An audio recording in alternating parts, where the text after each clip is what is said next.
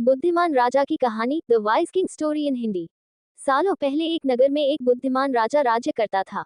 उनकी बुद्धि और होशियारी की चर्चा दूर दूर तक थी। राजा कभी भी बिना सोचे समझे कुछ नहीं कहता और न ही किसी आरोपी की बात सुने बिना उसे सजा सुनाता था। उसकी बुद्धिमत्ता के चर्चे सुनकर आसपास के राजा, रानियां और राजकुमारी आदि उनसे जलते थे। इसी जलन के चलते सभी उस राजा की बुद्धिमत्ता की परीक्षा लेने के लिए नए नए तरीके अपनाते थे। हर बार राजा दूसरे राज्य के शासकों द्वारा ली गई परीक्षा में खरा उतरकर खुद को होशियार और योग्य राजा साबित करता था। एक दिन राजा की परीक्षा लेने के लिए एक राजकुमारी आई। उसके हाथों में दो फूलों की माला थी।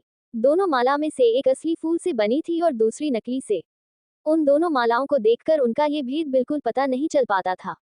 इसी वजह से राजकुमारी ने राजा के सामने दोनों मालाएं रखकर पूछा, हे राजन, अगर आप बुद्धिमान हैं तो बताएं कि इनमें से कौन सी माला असली है। राजदरबार में बैठे सभी दरबारी माला को देखकर हैरान थे, क्योंकि किसी को समझ नहीं आ रहा था कि असली फूलों की माला कौन सी है। सभी इस सोच में थे कि राजा कैसे बता पाएंगे कि असली फूलों की माला कौन सी है। राजा भी माला को देखकर परेशान होने लगे। उसी वक्त उनके दिमाग में कुछ तरकीब आई। उन्होंने तुरंत अपने एक सेवक से कहा, बगीचे की खिड़कियों को खोल दो।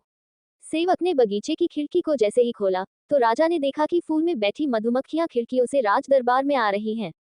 वो कुछ देर मधुमक्खियों को ही देखते रहे। जैसे ही एक आध मधुमक्खी एक फूल की माला में बैठी, वैसे ही राजा ने कहा कि अब मैं बता सकता हूँ कि असली माला कौन सी है। राजा ने तुरंत उस माला की तरफ इशारा किया जिस पर मधुमक्खी बैठ रखी थी।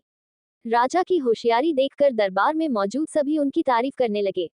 सभी कहने लगे कि हर राज्य को आपके जैसे ही बुद्धिमान राजा की जरूरत है। राजकुमारी भी राजा के बुद्धिमत्ता देखकर खुश हो गई। उसने भी बुद्धिमान राजा की तारीफ में कुछ शब्द कहे और वहां से अपने राज्य की ओर निकल पड़ी।